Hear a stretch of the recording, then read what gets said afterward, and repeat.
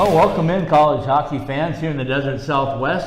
Tom Callahan with me. Tom, welcome back to the beautiful, what do we call it? Studio 3. Studio 3 at Oceanside Ice Arena. That's right. Beginning of the year, when I brought you on board, did you think that we were going to be talking post-regular season hockey for the Arizona State Sun Devils? No. No. Being 100% honest, no, I did not. I came in, and as I've said many times over the course of the year, Scott, I came in with a healthy dose of skepticism. Right. And really my attitude for this program was show me. Yep. Show me that you're any good. Show me that you can be competitive. Show me that you can hang with the big boys. And week in and week out, they've done it. And so right now, look, they have earned every bit of where they are because there are a lot of people out there who started the year like me and who may still have that attitude of, well, they can't be that good. They can't. This is a quality hockey team, and they've had to work hard to get here. And Johnny Walker and Joey DeCourt are the two obvious names that you can stick out in front, but make no mistake, this is a 20-man unit. It's 4 lines deep, it's 3D pair, guys who go out there every single game and work hard. And, the scoring is so evenly distributed after you get past Johnny Walker. It's pretty impressive that they've won so many games and gotten so many contributions from different guys, but I think that's what the key to their success is that it's just next man up. Somebody has a big moment, and they keep right on trucking.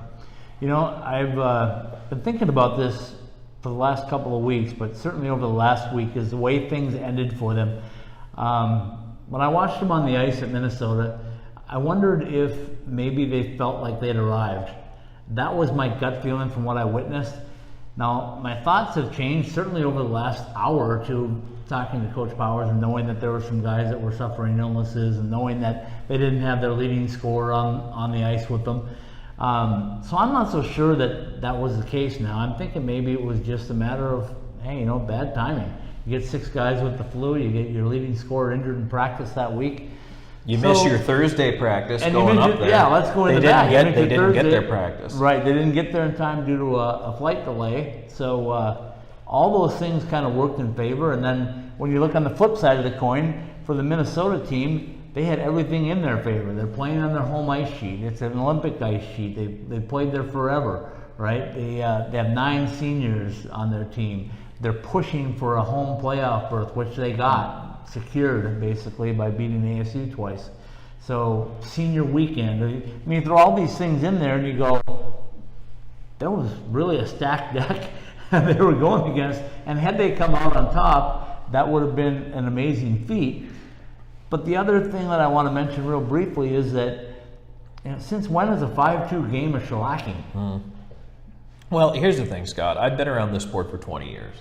And everybody likes to say and do the right thing, okay? Right. You come out of a weekend like this and you don't want to offer excuses, but you can offer, facts of, hey, we missed the Thursday practice, so they didn't get really any time on the Olympic ice, which is really difficult to get past. And you say, well, it didn't make a difference. Look, it makes a difference. Right. And I know what the guys are going to say, and they're going to say it's not a big deal. Having that many consecutive penalties called against you, that's not a big deal. It's just the way the game went. No, it is a big deal. Right. And the other thing is, quite honestly, sometimes you need to get punched in the face. Yeah. You need to lose 2 games in a weekend. And you know what? This might actually be the best time for this to happen to them, is the last weekend of the regular season, because guess what? They can't go out and redeem themselves next weekend. Now they have to sit and stew about it for the next couple of weeks. And so to me, I actually think that if it was gonna happen, this was the time for it to happen, because just everything that's following them out of it now, everything that's being said about them, and the questions, especially as you know, and folks, I listened to the Minnesota radio broadcast.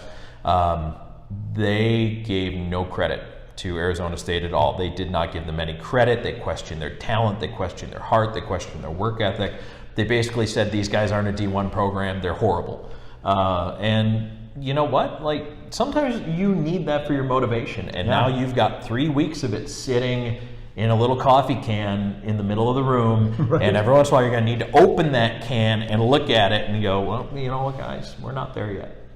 Well, we're going to get into the nitty-gritty of that. I like that term, nitty-gritty. It's coming up, and we'll talk about Selection Sunday. We'll talk about all that. First, let's take a quick break. Let's bring in Dominic Garcia. Let's get the word from him, who I thought personally was the best Sun Devil on the ice all weekend. He set up the opening goal on Friday night with a great pass from behind the net to Jake Clifford. He scored one. Yep. While they were killing a 5-minute major, which was ridiculous to start with, but great weekend for Dominic Garcia. I think he's becoming more and more of a force all season long. I've seen it building, and boy, what a great thing that would be if Dominic Garcia can score some goals for you too. Which we know he can. It's just that his role has been different this year. So let's come in, let's visit with Dominic, and then we'll come back and we'll talk pairwise, we'll talk potential seedings, and we'll go from there.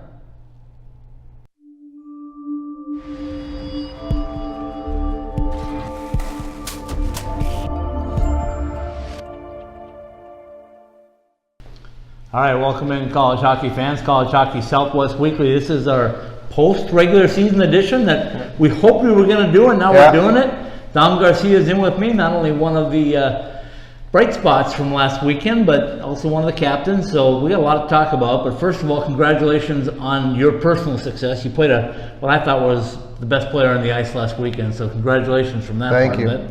Frustrating though when you go up there and you lose 2 at the end of the year. Thoughts on that whole thing, the whole weekend?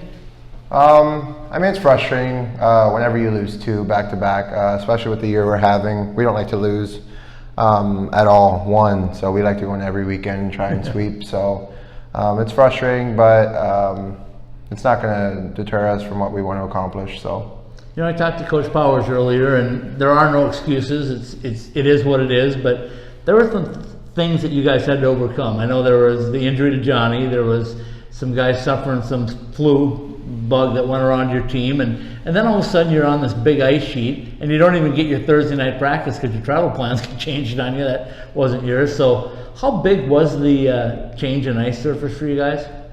I don't think it really, I don't think it was too much. Everything just involves your feet, so you just had to skate a little bit more than you normally do to get to certain areas. But I mean, everything that we went through, I think it just adds to what we've been through. Every weekend we have something we have to deal with, and every weekend we come out with the results we want.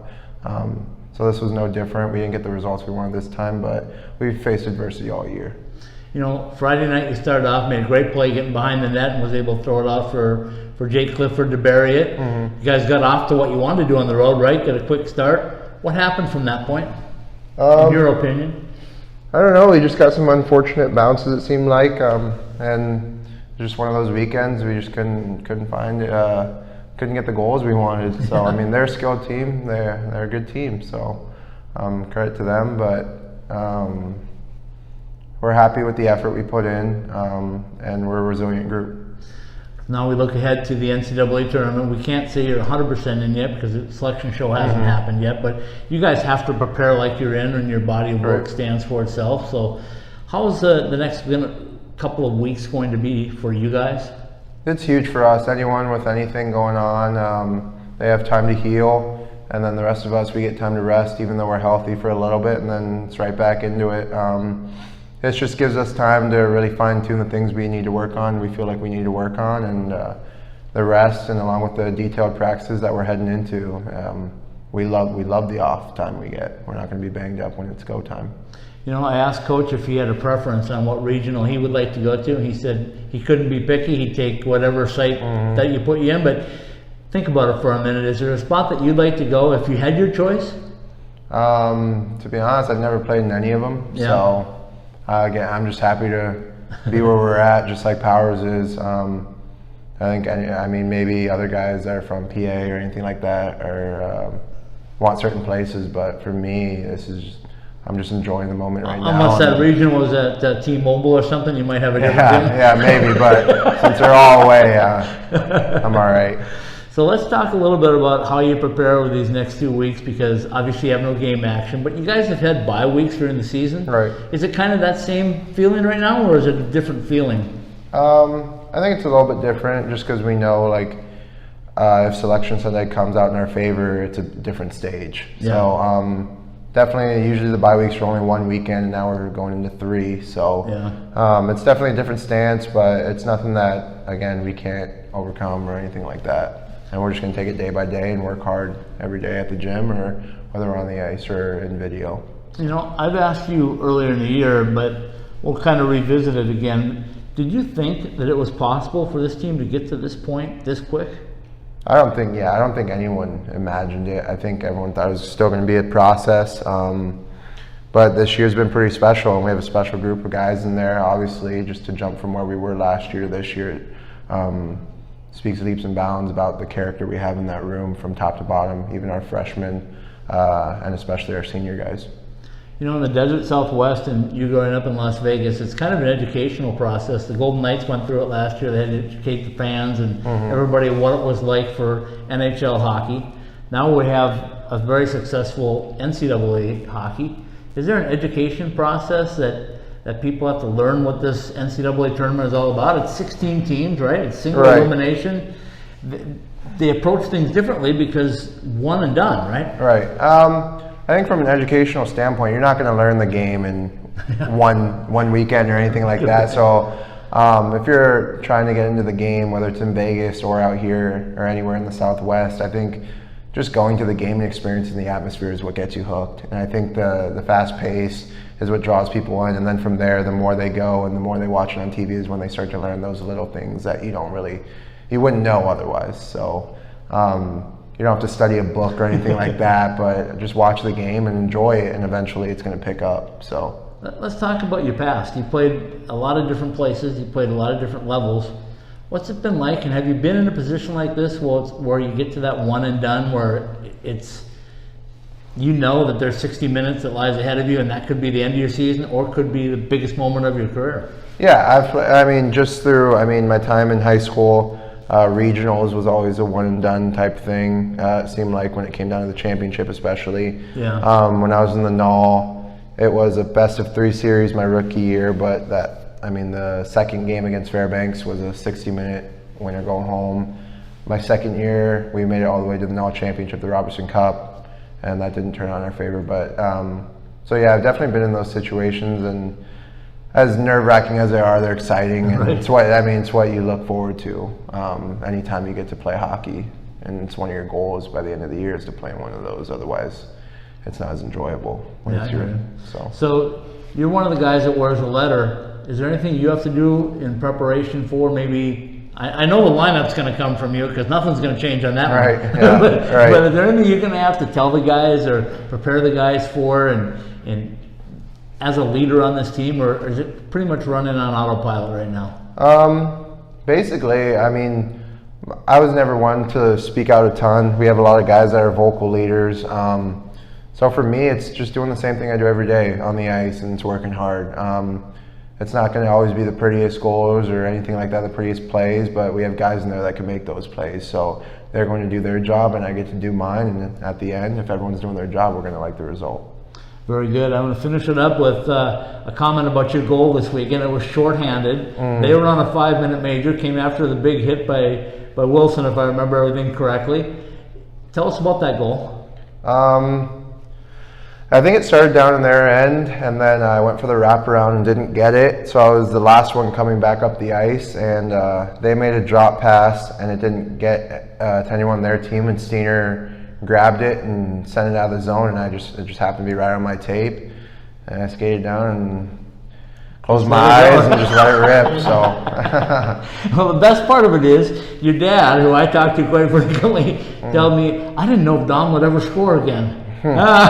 So we can chalk one up, right? Yeah, definitely. I never go into games with the anticipation that I'm going to score a bunch, so that was nice, especially for him to be there. I know Minnesota was when I first started playing hockey in Vegas. It was like, oh, Minnesota. So he knew that was one of my schools I dreamt about when I was very little. So for him to be there and have a successful individual effort, that was nice. Well, Dom Garcia, thanks for your time as always. 2 good weeks of practice, then we'll find out where you go, and then we'll see you at a regional tournament. And I've already told guys that I'm going to Buffalo, so I hope you're coming with. Yeah. Fair? Fair. All right. Pre-game like a pro, post-game like a champion at College Bar and Grill. Located across the street from the iconic A Mountain and Sun Devil Stadium and a quick walk from Wells Fargo Arena, College Bar and Grill is your home for the best local craft beer, delicious creative cocktails, tasty food, and Tempe's best atmosphere for Arizona State athletics. College Bar and Grill. Pre-game like a pro, post-game like a champion. Online at ilovecollege.co. Welcome back in, college hockey fans in the desert Southwest. We just completed a great interview with Dom Garcia. You were behind the lens, but what did you think of Dom and his performance this weekend? Well, I think, and all season long, we talk about how, Coach Powers recruits captains and assistant captains and he wants leaders. So if you're on a team of captains, to have a letter is important. And everybody out there is a leader in their own way. And you heard him say he's more of a lead by example guy, hardworking guy. I think it showed up on the ice this weekend. Shorthanded goals are not scored by taking it easy. You're not out there killing a penalty if you're not a hard worker in the first place. So, and Dom's got some skills, and this is, as we mentioned, it's a skilled team, it's a deep team. You need those guys to step up at different points. And, unfortunately, ASU had some things going on, whether it was injuries or illness or just all the I guess we'd call them mitigating factors. I don't know, but you know what? He's a good player and a guy who's going to come out and give you what he's got every single night. And I think guys will line up to follow a player like that. Well, we normally have the 5-minute Powers play, our regular segment with Coach Powers. It does not run on our show, but this being the end of the year, I think we'll throw in that segment so you can listen to Coach Powers and hear what he had to say. Going into this next 3-week period where it's kind of wait and see. I joked a little bit, facetiously I guess you'd say, in Minnesota. I said, if you get a split, you're locked. If you lose, you're just going to sweat for 22 days. Well, and I don't know that they're sweating, but it might be a little warm. I mean, it'd be We're in the hard. desert, Tom. Right. It's hard pressed for me to see them not making the tournament. Yeah. And I mean, they came out of the weekend right where they were pairwise when they came into the weekend. They didn't leave 8th. They stayed in 8th place. So that to me is a huge thing. Yeah, there can be some conference tournaments, things that happen. I mean, you're already thinking that Minnesota is your Big Ten champion. And even if that does happen, there's still a lot of dominoes that would have to fall the exact right way, I think, for Arizona State to somehow get knocked out of a tournament berth. So, Absolutely. Well, let's take another quick break. We'll come back with Coach Powers, and then we'll come back and wrap things up and tell you exactly what you can expect over the next 2 weeks while we wait for March 24th. Behind the Mask Hockey Shop, celebrating 25 years of exceptional service to the Arizona hockey community, offering the top brands and an educated staff of hockey players to help you choose the right gear for you. Visit any one of our 3 Valley locations or check us out online at behindthemask.com. Coach Powers with me. Coach, first of all, what does it feel like to practice in March with a purpose? I think it's awesome. Our guys are clearly they're excited. We gave them the whole week off, so today was the first day back. Gave them a spring break, let them go, be away from hockey, be together. They deserved it, they earned it, and then today was pretty good. It was pretty good, all things considered. And now we're down to 2 weeks of preparation, and then off we go. You know, one of the guys that's still on spring break, and I saw the video last night with his mother, Joey DeCord, who was back home and surprised his mother for her birthday. It was pretty cool, and that's a class act by you to let him make that move. Well, the DeCords have been incredible to us as a program. Joey's obviously a big piece of us and our foundation and our success, and for him to be able to go celebrate his mom's 50th birthday was important to him and their family, and it was a no-brainer to let him do that. So let's recap and then flush, if you will, the last weekend. You had to play the last regular season of the year. It had to be in Minnesota. That's the way the schedule said it. You went up there. You were under some difficult circumstances. The weather didn't help. You talked about some of the guys that might have been under the weather health-wise. You lose Johnny Walker. You can't use him. Summarize the weekend for me. What did you think from your perspective? I mean, it was frustrating. We certainly didn't want to go up there and represent ourselves playing, what I thought was probably our worst series of the year. But yeah, like you said, we had a lot of cards stacked against us, and we tried to do everything we could to prepare our guys and put all that aside and take all the excuses off the table. But when you have 6 guys out all week with the flu and they don't practice, and then we get delayed going up there and miss our practice on the big sheet on Thursday, get our leading scorer hurt during the week in practice and miss him, and then just hop into it on Friday. That big sheet was tough for us to adjust. It really was, and we're just not built for it. And it's a different game. It's a completely different game, and against that skilled, fast team, it took us 4 periods to adjust to it. And so that part of it was disappointing, but we're ready to put it behind us and move on. One of the downfalls of the weekend, I guess, was the suspension of Jacob Wilson, and I feel terrible myself for Jacob because I know what he's put into this program, and to have to be able to miss a potential first round of first 2 games now, I guess, of an NCAA tournament. As far as you guys have come, what's your feeling for Jacob? I feel terrible for him too. He's a great kid. He's a 4.0 student. He's a clean hockey player. He doesn't take bad penalties. I've never seen him take a selfish or retaliatory or undisciplined penalty in 2 years of coaching the kid. He was the captain in Sioux City, almost won a Clark Cup with them. He was that captain for a reason. And he's been a big piece of our build here. And for him to have to sit out those games is going to be tough, and I feel really bad for him. We're going to have to use it as a rallying cry, and it's unfortunate that it happened. He doesn't deserve or need to be chastised by anybody up there or down here in any part of the country. He's paying the price for the crime, and that's enough. And it should be put to bed, and we need to move on. So let's move on. Let's talk about, we can't say officially you're in. I would say you're in.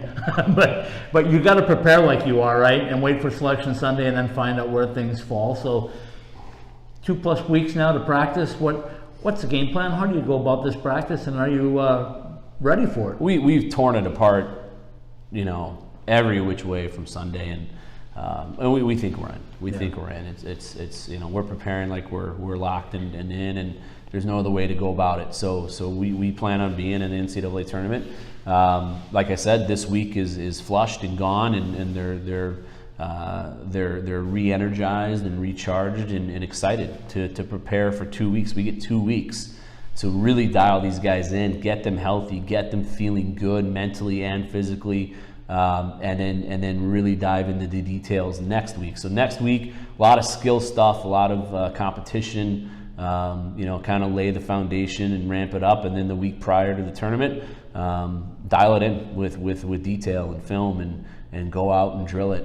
These guys are going to be chomping at the bit to hit it hard come tournament time, and most importantly, dialed in with the details. We're excited about it.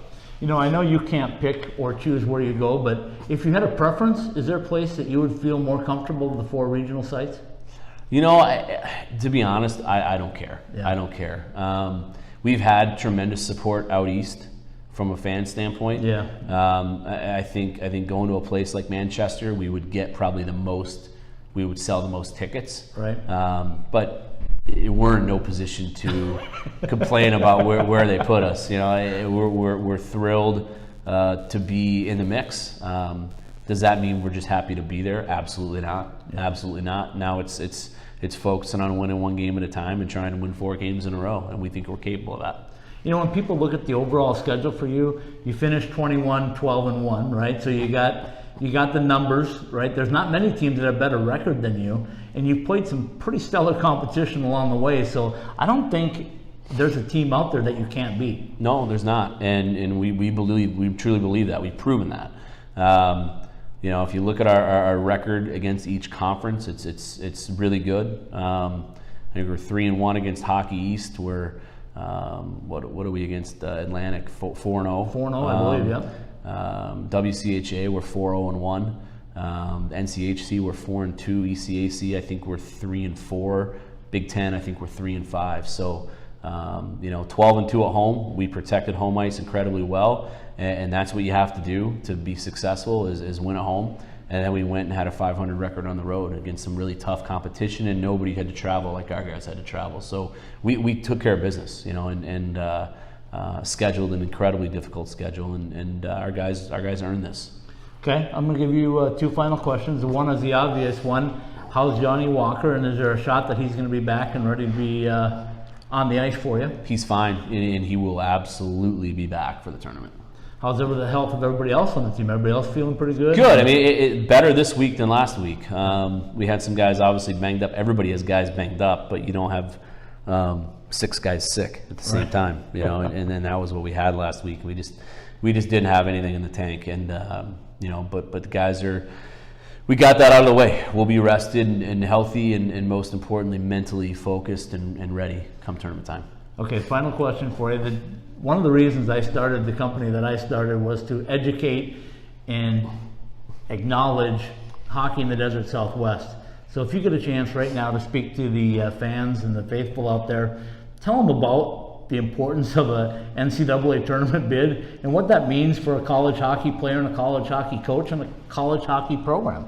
Well, it's hard. It's a hard tournament to make. It's a hard tournament to qualify for. It's an even harder tournament to win. Any single elimination tournament is just so difficult to win. You got to get a lot of bounces and some calls, and it's got to be a perfect storm. Yep. So to get there is a big deal. It's a very big deal.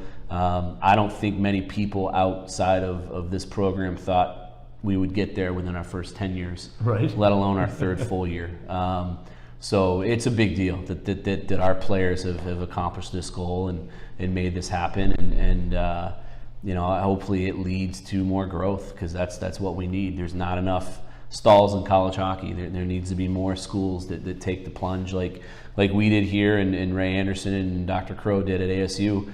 And I think that our success should open some eyes, especially out west, that this is possible. To have success and to do things the way we've done them, and hopefully people take notice. And just to follow up on that, I want people to know out there that you've been through this gauntlet before at the ACHA level. It's different talent, obviously, and your team was different back then, but you had to do the same thing, probably even harder, right, to get through that ACHA D1 tournament and get to a national championship there? It's a hard tournament to win. 3 years in a row, I thought we had by far the best team in the country at that level, and we only won it once. Right. When you can't make mistakes. Yep. The team literally that makes the least amount of mistakes is the one that's going to come out on top, and the team that gives away the least is probably going to win. So defending and playing the right way and doing all the little things is what's going to count here when it come tournament time. So Selection Sunday, the 24th of March, a Sunday night. You guys got plans yet that you're ready to share, or not quite? Yeah, they're putting it together, so I don't want to spoil them. But yeah, we're going to do a big event, and we're excited about that. It's going to be a tremendous day for our program. Looking forward to it. We're credentialed all the way through the Frozen Four. They asked me if I was going to be there if ASU was not in the tournament. I said, first of all, I'll see you there when ASU is in the Frozen Four. And second of all, we're coming anyway because we got a Hobie Baker candidate, finalist, hopefully. And we might have 2. And I certainly think we have a Richter candidate. So Ice Time Hockey Southwest is going to be in Buffalo, New York for you. That's awesome.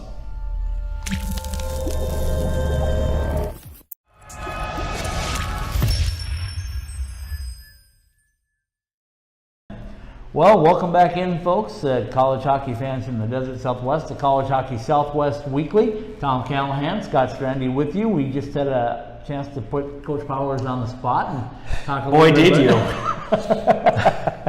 And no fear. Scott will just put him right on the spot. Like, here, shine that light on it.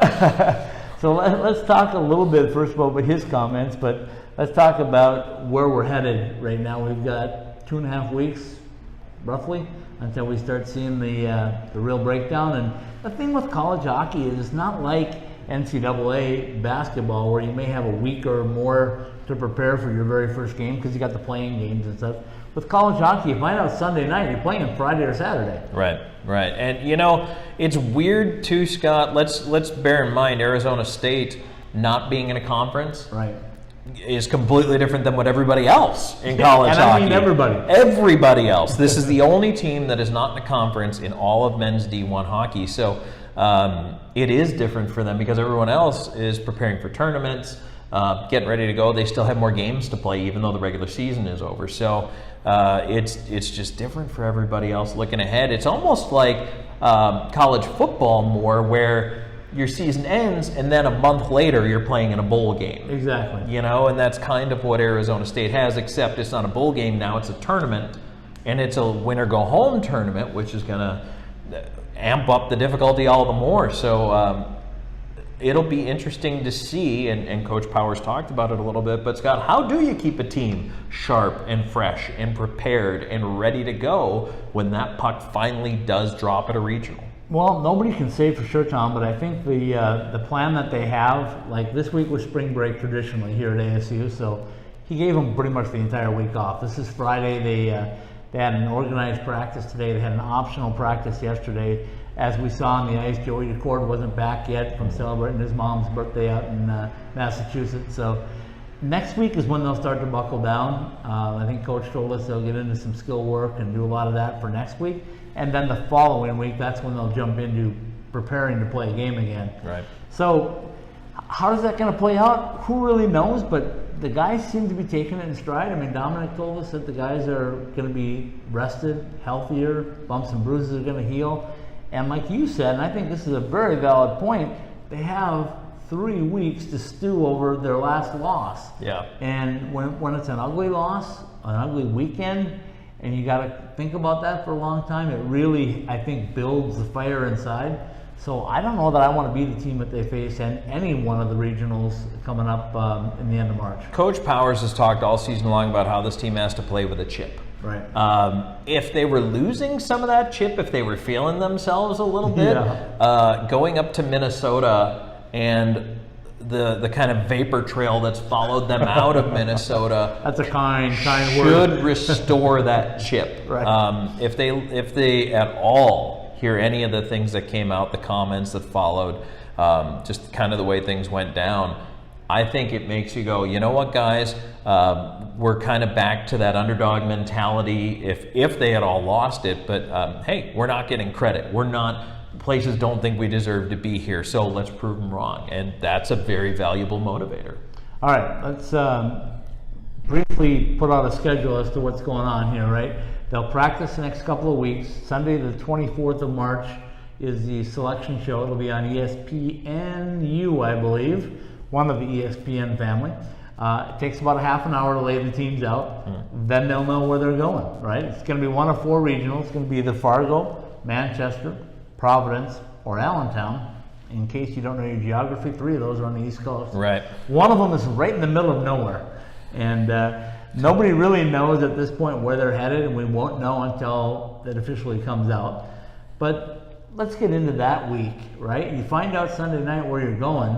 Now you got to make travel plans. You got to figure out where you're going, what kind of ice sheet, who your competition is. Then you're going to practice Monday, Tuesday, Wednesday. But then you got to fly out wherever you're headed because you're going to have media, you're going to have practice time, right, and things getting prepared for it.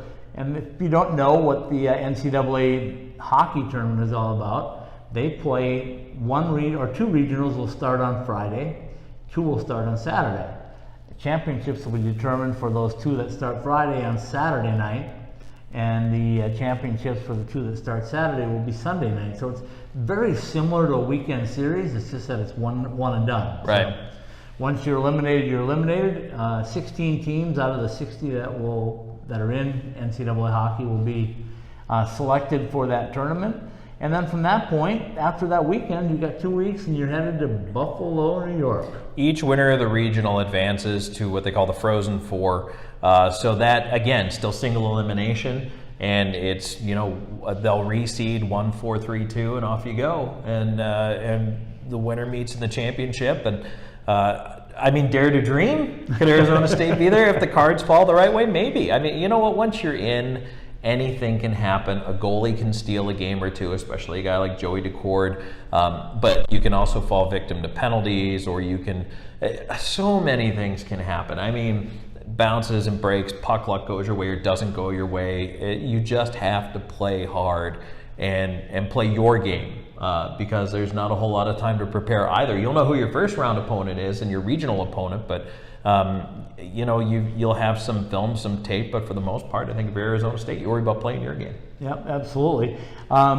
Let's talk about one of the guys that won't be playing at least the first 2 games, and it's kind of unfortunate. Jacob Wilson, if you haven't seen by now, was given a game disqualification for a contact to the head and a 5-minute major and all that good stuff, and then the NCAA added another game to it, so it's now a 2-game suspension. So he won't be available till the Frozen Four. It's heartbreaking, for the kid. The first time you get to go to a tournament like that, and you're sitting out over something that was, I want to say, controversial at maybe at best, because it could have not been a major. It could have been a double minor.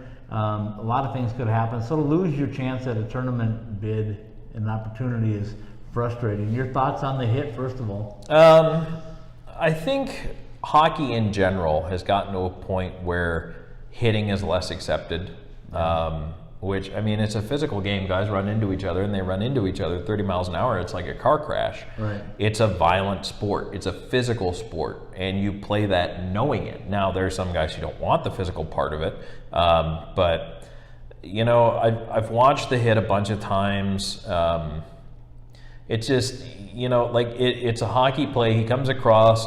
I think he's tracking the puck, and the puck carrier is intending to make the hit. Don't think he's going for the head whatsoever. But it was a violent hit. Yeah. It was 2 cars colliding at a high rate of speed. And I think the reaction, the penalty call, and then the subsequent discipline is a reaction to the reaction. Right. Yep. It's not based on the hit. It's based on the emotions of seeing the guy get knocked down, and everybody goes flying in a different direction, and his stick ends up all the way down by the ASU net, and it was a big time hit. But 10 years ago, 15 years ago maybe, that might not have even been a penalty. Right. And I don't want to see anybody get hurt, but I also don't think you can take hitting out of the game and expect it to be the same game. If you want to legislate out hitting, fine, do it. Then pass a rule where you can't hit anymore. Yep. Then that's where you need to take the game, if that's where you feel you need to take the game. But I don't know, Scott. It is hard. I feel like if they would have said, all right, game disqualification, you get your game, you sit, you're done, that would have been fair. I agree.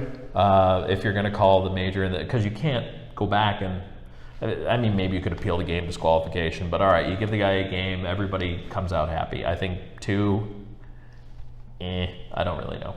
Well, you brought it up. They're the only team that does not have a conference tournament. Right. Right? So had he been in a conference, guess when his games would have come? Right. In the conference tournament. Right. So now. But now to take him out of the NCAA tournament is really the unfortunate part of it. It is what it is. We can't be league with a point forever, so we won't. We'll let it go, but Jacob Wilson will not be a part of the regional tournament for the Sun Devils. He'll be there in spirit. He won't be on the ice, which is a little bit disheartening. But let's talk about the 3 guys that really stand out on this team on a national scene. Let's start with the one we don't talk about very often. Brinson Pasichnuk, I believe, is still at the top of the plus-minus for all of college hockey. I want you to tell me, as an NHL, AHL guy, where plus-minuses are much more important than I believe they are in the NCAA, what's a plus-minus and why is it so important? So, plus-minus, so every time you're on the ice for an even strength goal for, you get a plus. Every time you're on the ice for an even strength goal against, you get a minus. What that says is that Pasichnuk is number one, he's a valuable guy, 5-5. Right. So it doesn't take into account killing penalties, it doesn't take into account power play time or lack thereof. But it means that you're getting ice in those big situations, and when you are, it favors your team. Right. And so there are some people who will tell you plus minus doesn't really matter.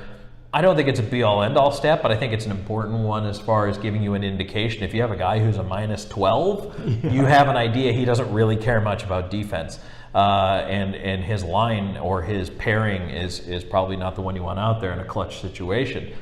I think Pasichnuk's the opposite. I think you want him out there in a clutch situation, and it just shows that The player, obviously being a defenseman, is defensively responsible, but also if you keep pucks out in your own end and you thwart opportunities in your own end, that's where your offense comes from. It's Right. generated out of keeping it out of your own end, and then you move back up ice and you go on the attack. So I don't think you can overlook that part of it either, and I think that's very important. I'm a defense wins championships guy. Right.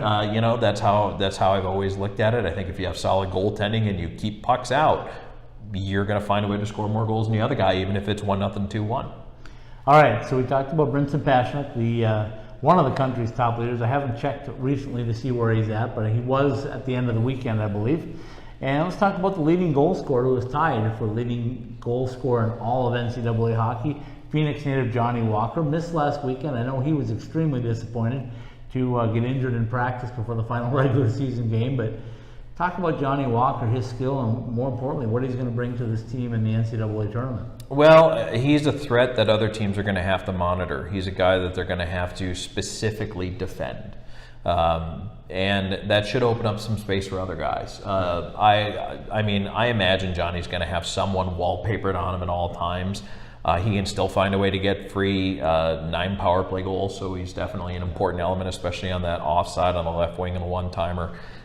He's a guy that other teams are going to have to check very closely and could open some holes. So, plus, if he does get the puck, he's not afraid to shoot. He's a threat to score from pretty much anywhere, and he will try to make something happen. He is probably the most determined player I've seen to try to score a goal when he gets a puck on his stick in a long time. So that alone, if he makes a move to the net and it brings 2, maybe 3 guys, a shot gets through, or even if the puck gets knocked away, that means there's going to be another area of the ice that's open. And I think that that's what ASU is going to have to exploit. Totally agree. Let's move on to the third of the trifecta, if you will. Goaltender Joey Decord. His numbers got hurt a little bit in Minnesota. Yes. Giving up 2 Yes. 5-goal games, that doesn't help you. But the fact is, he was nearly 1,000 saves on the season, 21 wins. He's got still a very stellar save percentage. He still leads the country in shutouts with 7. And his goals against is not bad. It's just not where he would probably be at the very front of the NCAA list. But again, the kid's played every single game, almost every single minute of every single game in a 34-game season. So talk about Joey, you being a former goaltender. What's Joey's strength, and what does Joey have to continue to do to lead this team? Joey, I think, has pretty good vision of the play when it's developing, and really has a good sense of where pucks are going before they get there, which, if you're an offensive talent, is a huge thing, but also if you're a goaltender, being able to anticipate the play and do so correctly can give you an edge in blocking some shots. So he's shown some great lateral movement. He's a tall guy. He can throw those legs out there and get to pucks. And he's a tremendous puck handler. We talk about it all the time. He is a third defenseman back there for this team on breakouts.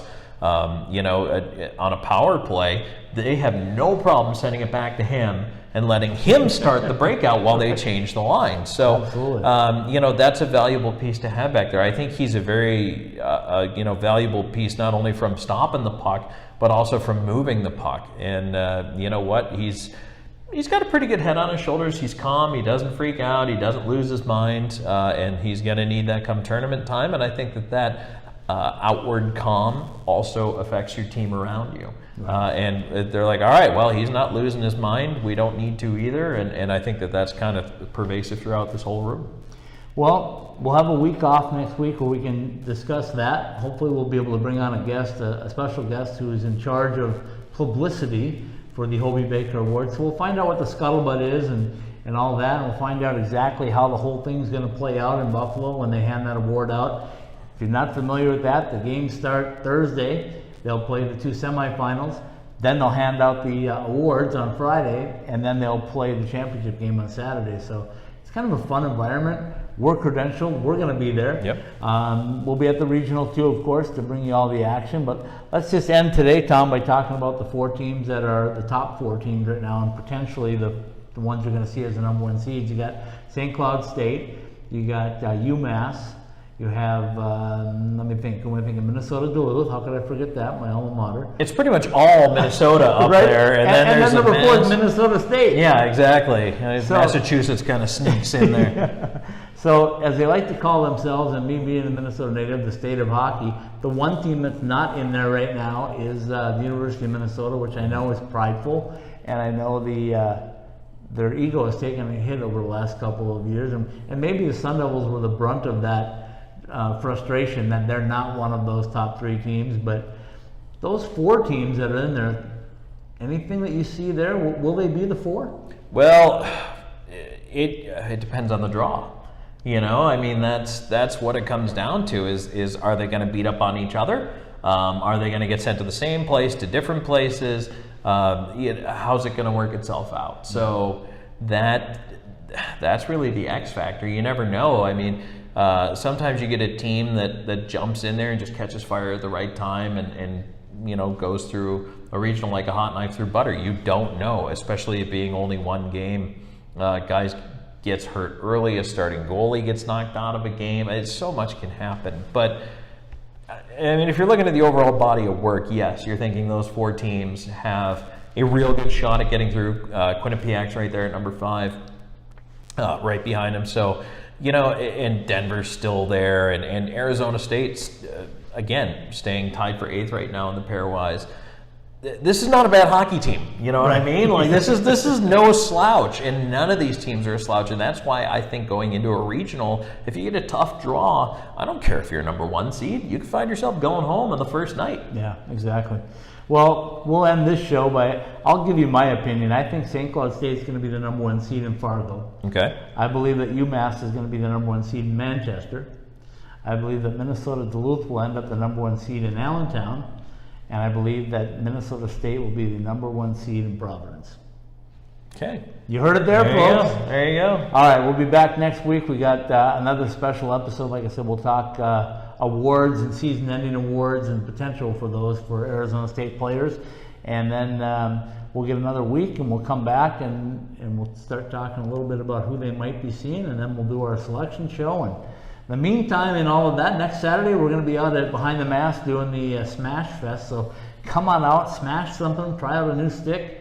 They got some great things going on. I know there's a fundraiser going on too. You get 3 shots for free just for coming out. And then for another $5, I think you get 5 more shots to break as many things as you can break and try out the different sticks. There'll be manufacturers' reps out there. There'll be a number of different things, and we'll be there broadcasting our podcast live from Behind the Mask. Looking forward to it. That'll be on March 16th. March 16th. We'll be out there. Have a great week, everybody. We'll see you next Saturday, and then again next Tuesday or Wednesday, depending on how things fall around here.